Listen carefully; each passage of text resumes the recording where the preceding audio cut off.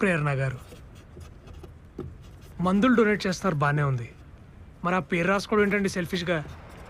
సెల్ఫిష్గానే ఉండాలి సుబ్బారావు. ఆ? నాకు పడాల్సిన థ్యాంక్స్లన్నీ ఆ దేవుడి అకౌంట్లో పడిపోతున్నాయి. మందులు నావైనప్పుడు ఆ థ్యాంక్స్ కూడా నాకే చెప్పాలి కదా. Thank you. ఏ గూఢచారు గాఢంగా నన్నే వెంటాడెను ఎందుకు ఏమో కాలమంతా